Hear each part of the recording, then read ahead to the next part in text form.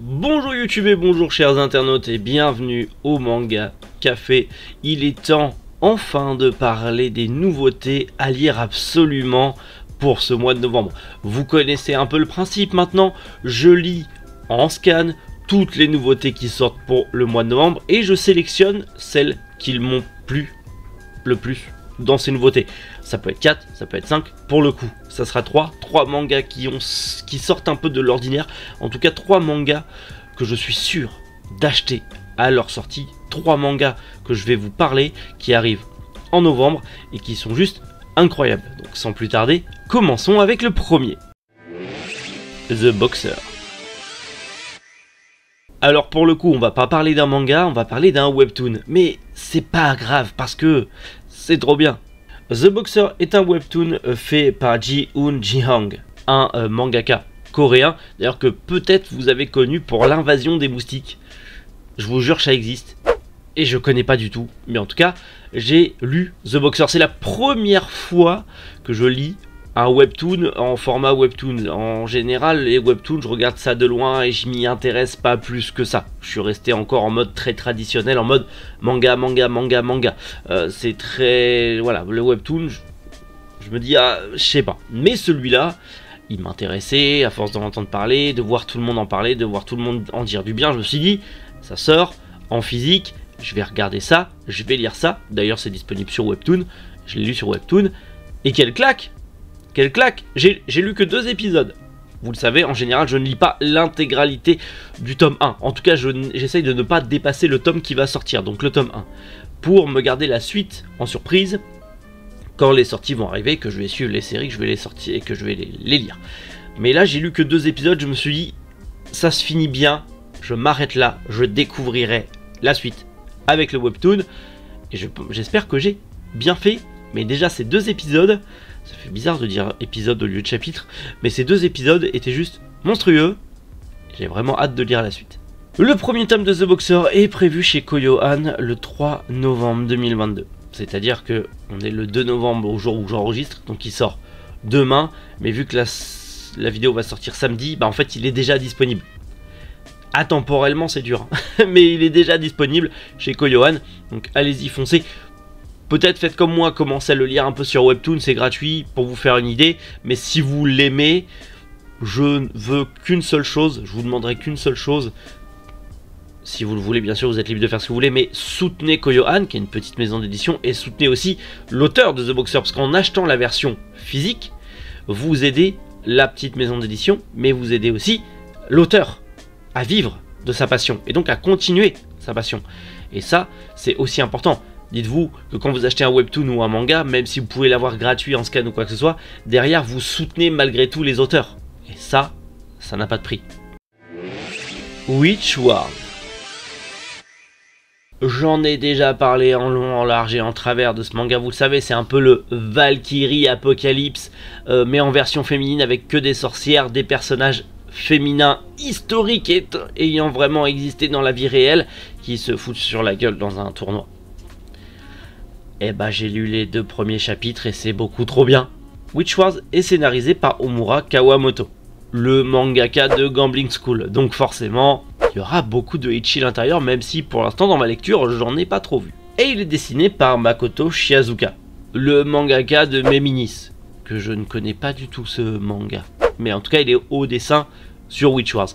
Et mon dieu, ce manga est trop bien. Je vous refais le topo vite fait.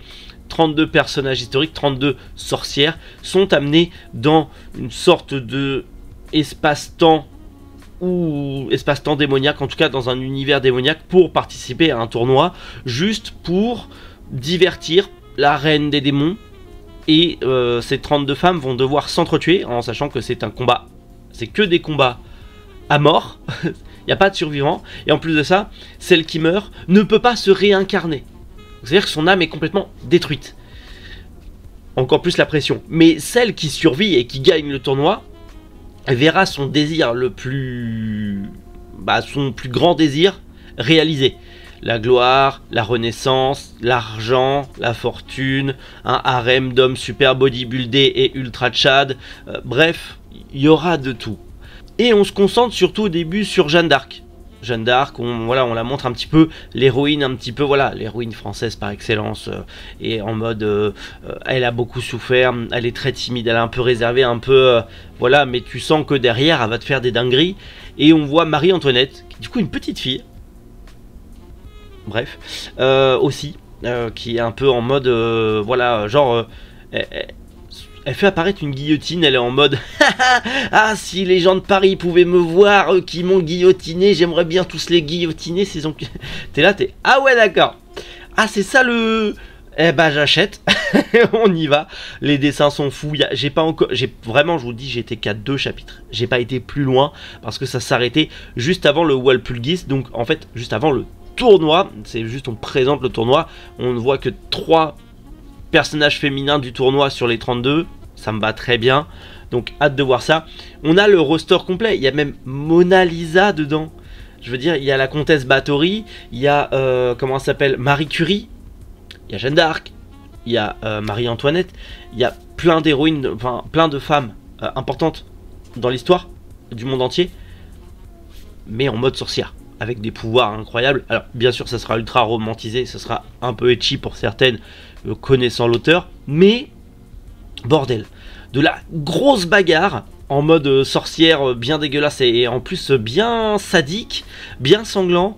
Ouais, alors c'est un shonen de bagarre ultra, voilà, tu prends ton cerveau, tu le poses à côté et tu lis ça, et voilà, mais c'est bien aussi, moi j'aime bien ce genre de truc un peu, voilà, où c'est débilement absurde, où c'est débilement de la grosse bagarre, où c'est, même s'il y a un propos derrière, c'est en mode bah c'est trop bien. Et en plus pour le coup on est loin des gros mecs baraqués bodybuildés, on est sur des héroïnes, et en plus des héroïnes historiques avec, je pense, leur désir sera centré sur potentiellement ce qu'elles ont vécu de leur vivant. Donc j'espère qu'en tout cas il y a une grosse recherche historique derrière et qu'il y aura quand même un apport historique romancé certes, mais un apport historique à voir. Mais en tout cas pour moi c'est survalidé. Là dans tous les cas le manga lui est prévu aux éditions Pika pour le 9 novembre, le mercredi qui arrive, et c'est plutôt cool, et ça sera un achat Day One. Faut savoir qu'il y a 5 tomes au Japon pour le moment, et voilà, moi je vous dis, j'ai lu 2 chapitres, j'étais déjà conquis, maintenant il n'y a plus qu'à voir la suite. Mais comme je vous le dis, un Valkyrie Apocalypse que avec des sorcières en mode ultra badass, je dis oui. Your Evil Past. Bah du coup on va rester aux éditions Pika avec Your Evil Past. Alors c'était un des mangas que j'avais vraiment noté dans cette liste de nouveautés qui m'avait l'air intéressant. Vous le savez, on en avait parlé. Un jeune homme qui perd la mémoire et qui en fait se retrouve face à un ancien élève de sa classe quand il était au collège. C'est-à-dire que ce jeune homme a été retrouvé dans un bateau nu, ligoté, en mode abandonné sur un bateau au large des côtes à 9 km de chez lui, et il a tout oublié, c'est-à-dire qu'il ne se souvient que des 6 derniers mois, donc à peine le tout début du lycée. Donc il ne se rappelle pas ce qu'il a fait au collège, ni en primaire, ni son enfance, il a tout oublié, il est amnésique pur et dur.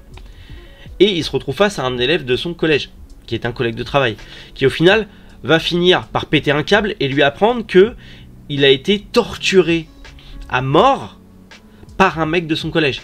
Et ce mec de son collège, bah c'est notre héros, notre anti-héros pour le coup. Puisque en gros ce gars apparemment a torturé, tué, je vais pas dire la suite, je tiens ma monétisation, mais il a quelqu'un, il a tué quelqu'un, il a agressé beaucoup de gens, il a beaucoup racketté, enfin c'était un chef de gang au collège ultra violent, ultra agressif, et on va voir qu'il a fait vraiment des dingueries, mais genre vraiment des trucs, c'est pas genre taper un peu, enfin déjà tuer, voilà, c'est déjà énorme, mais le gars a vraiment été dans le sadisme pur et dur, apparemment c'était un démon, mais il s'en souvient pas, et le problème, c'est que tous ceux à qui il a fait du mal sont au courant qu'il est de retour, il avait disparu pendant 6 mois, et là ils sont au courant qu'il est de retour, donc qu'est-ce qu'ils vont faire? Bah ils veulent se venger, ils veulent lui montrer que on est là, on n'a pas oublié. Maintenant tu vas morfler, parce qu'on s'est tous fortifiés pendant ton absence, on s'est tous préparés, et là tu vas devoir faire face à ton passé, que tu l'aies oublié ou pas. Alors c'est pas à mettre entre toutes les mains, parce que je vous dis vraiment, il a fait des trucs mais vraiment dégueulasses. J'ai lu que 2 chapitres, mais déjà j'étais en mode ouah, je m'attendais à un truc vraiment pour public averti, un truc un peu sale. Mais ça, à ce point-là, waouh. Ok. Alors, ça parle du harcèlement scolaire, mais ça parle vraiment de ce qui pourrait, c'est que le harceleur va devenir le harcelé, en fait. Il y a une quête de vengeance énorme de tous ceux qui l'a harcelé, mais le manga a l'air ultra profond, et franchement, pareil, je dis oui. Le manga écrit et dessiné par Takashi Sano, dont c'est le premier manga, hein. D'ailleurs c'est son tout premier manga, et rien que pour ça, que ce soit au niveau des dessins ou du scénario, pour un premier jet, il met déjà la barre très haut. On est vraiment dans la monstruosité humaine, clairement j'adore, c'est vraiment, on est sur un thriller, mais waouh, choquant. Pourtant ça commence comme un slice of life, hein. Ça commence comme un petit slice of life en mode lycéen, tout mignon, un peu humoristique, tu vois. Et ça part vite en cacahuète, psychologiquement pour l'instant. Il n'y a pas trop de répercussions physiques. Clairement, pour moi, c'est un manga à suivre, absolument. Il y a 14 tomes, il est terminé en 14 tomes au Japon. Là, le premier tome va sortir le 10 novembre en France. Mais pareil, ça va être un achat Day One. Je vous dis, j'ai lu 2 chapitres, je me suis arrêté en mode, ça s'arrête à une dinguerie. Je m'arrête à cette dinguerie-là pour suivre la suite après avec le manga. Mais je pense que, voilà, clairement, ça va rentrer dans mes coups de cœur de l'année, hein. Là, en ce moment, il y a des nouveautés qui sortent qui sont monstrueuses. C'est complètement fou. Voilà. J'espère que ce format vous plaît toujours autant. J'adore vous présenter des nouveautés manga comme ça. Je sais que tout le monde parle des sorties manga maintenant. Je vois plein de vidéos popper sur tout le manga game français en mode sortie manga, et on vous liste les sorties manga. Moi je le fais déjà tous les jours, donc ça servait à rien de faire un truc redondant, même si on me l'a déjà demandé. Certains des collègues le font très bien. Allez chez eux, c'est amplement suffisant. Et puis ça vous changera un peu de ma gueule. Mais ce format là, qu'est-ce que je l'aime. Déjà ça me permet de moi découvrir des nouveautés, ensuite de vous en parler à cœur ouvert total, et j'espère vous donner envie de les lire. Mais en tout cas moi je vous dis, j'ai adoré ces lectures, et en plus de ça, ça peut vous aiguiller potentiellement dans vos futurs achats. Donc dites-moi en commentaire si ce format vous plaît comme d'habitude, et surtout dites-moi quelles sont les nouveautés que vous attendez le plus en ce mois de novembre. C'est toujours un plaisir de vous lire. Moi je vous dis à bientôt pour plein de nouvelles vidéos. Prenez soin de vous, c'était Méric. Boujou les internautes.